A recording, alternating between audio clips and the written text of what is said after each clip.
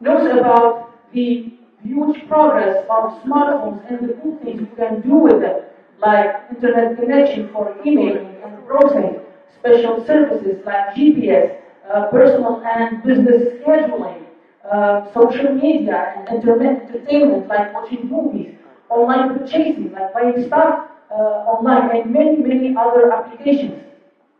And more recently, there have been very serious attempts to use the smartphone to operate what can be called a smart home, where you can, adjust the lighting accordingly and many devices remotely.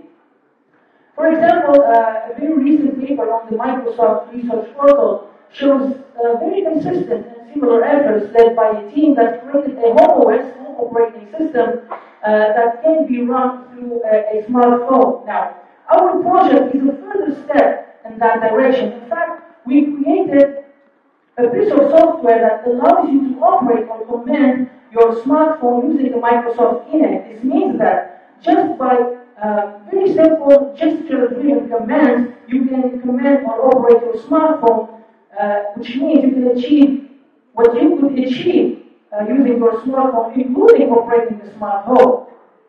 Why would we do that? Well, pop culture, research prototypes, and corporate demos have all envisioned a smart, connected home where multiple devices are used to cater to users' expectation and needs.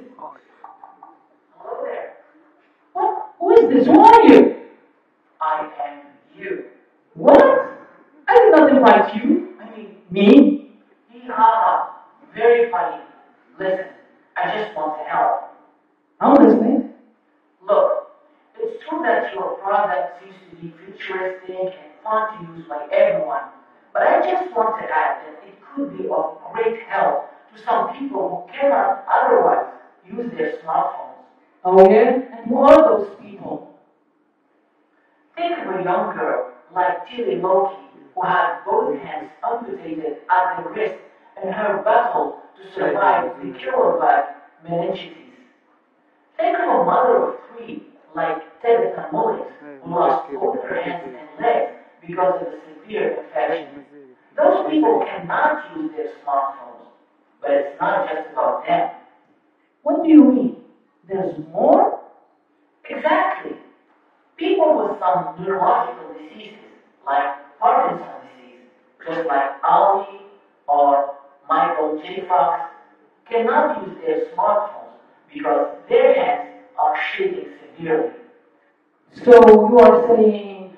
I'm saying that I find it really interesting to enable those people to profit from all the benefits of a smartphone by commanding it through a keynet, which they can do. Well, thank you very much, then. Did you just say yourself? Yeah, I guess I did. Well, now it's time for the demo, right? Yeah, I cannot wait. Go ahead, please. Okay, ladies and gentlemen, I want to first of all thank Hatem and Hatem for giving us all this information. But I think that me, you, and all the members of the jury are waiting for something useful. So, if I can imagine this situation, let's imagine that Mendy has some accident or a special disease that made this, for example, his arm down and he cannot move his fingers. So, I think that could be a good opportunity for us to test our application. So, to start, I'm not going to introduce the 3 main components of the system. I think about the phone, the Kinect, and the computer. So, first of all, the user has to be familiar with the Kinect. Controlling remotely his computer using a Kinect has become true, but this needs a special configuration. So, I recommend Mendy to raise his hands. Okay, this is good.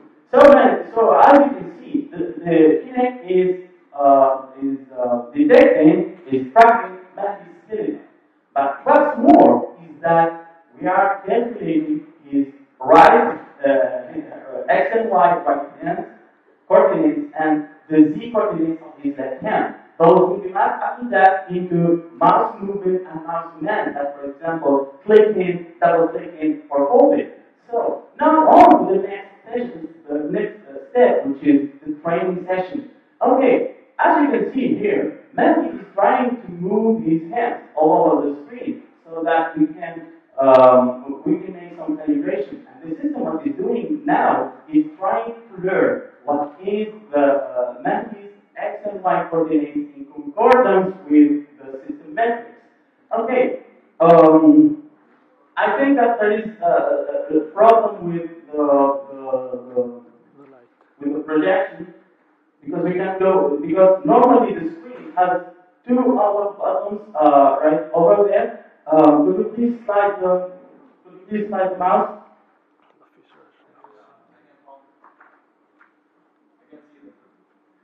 Okay.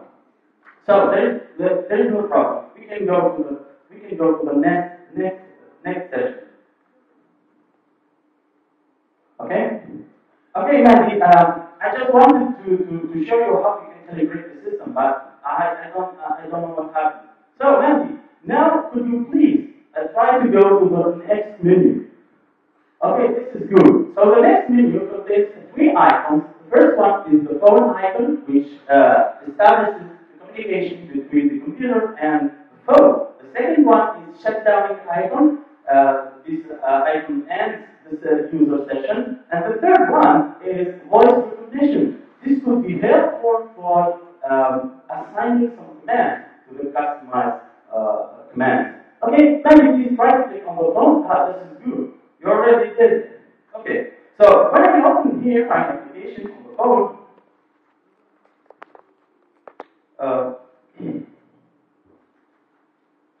so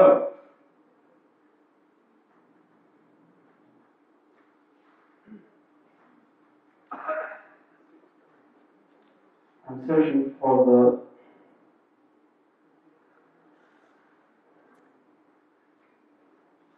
Wi-Fi connection.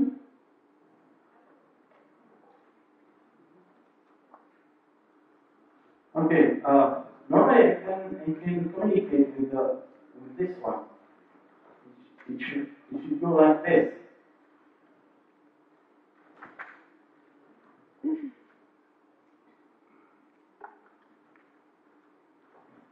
Okay.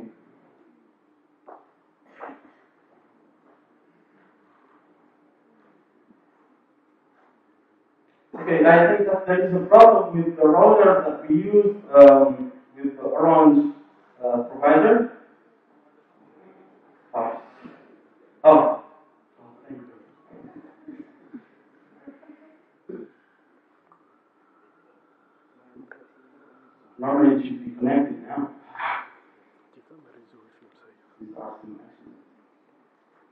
Okay? Oh, thank God! Okay, please, now, I would like to, we'll try to play together the tic-tac-toe game. Do you mind to do that? Okay, let's try it. Okay, I'm start.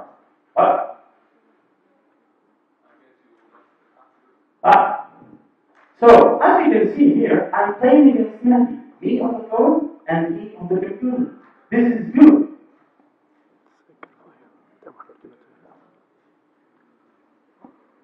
This is good. Imagine the number of people who can play this game. Imagine the number of people we can add to the Xbox Live community. Not only normal people, but also we can add severely disabled people. We can add, for example, those who are technologically illiterate. But this sounds to be cool because here we are making some collaboration between the phone and the computer. Okay, so what do you think on this? Yeah, I won! I knew it! I'm a good player! Okay. But we have to think about the next situation. You know, Hatton spoke about the smart house project. And I can't imagine such a project without having a robot inside of it.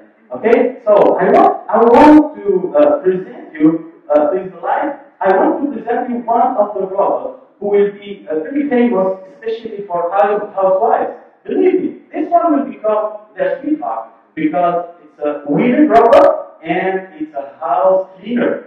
So the question is, how can Mehdi and the others connect to this robot? So for my case, for example, I can click on the communication here. I guess we lost connection again. Huh? Oh, the connection is really terrible today. So we lost a little enough time, but what I wanted to say is that we can command the robot remotely using the Wi-Fi connection, as you saw TikTok to read case. We can do it also for this robot, and I hope that we can continue explaining more about the project with Mehdi. Please, Mehdi, come on. So, I guess I have to make confessions. My hands are fine, thank God. And also, I'm not new to the application like Harry said. Actually, to prove that, I'm going to walk you through the process of the building our solution. So what we did actually is taking 3 existing devices. Each one has its own job. We took a PC, a very classical device, a Kinect, which is really great for detecting motion, and finally Windows Phone 7. So what we did is combining all those 3 devices to create a new set of cool functionalities. We did that by first building 2 layers. The first layer is responsible for detecting all those functions and transfer them to UI user actions like clicking or double clicking, moving the mouse, etc. The second layer is the layer between the phone and the PC, which is responsible for streaming and listening for internet actions. That was the hard part, because we had to use features like sockets, real multitasking, screenshot, and all those features were either not supported by WP7 or limited. But we really had to do some work around. And it was really tiring, but it was a magical moment between, disappointment and happiness. But finally we made it. So the last layer is the bottom layer under deployment. Now, it's under development and it's responsible for recording the sequence of user action. So like going to email, read email, etc. Then also associate voice command. Then it will recognize those voice commands and execute the sequence. This is the hard job of developing. Now the question, how are we going to make money? How are we going to make money with such solution?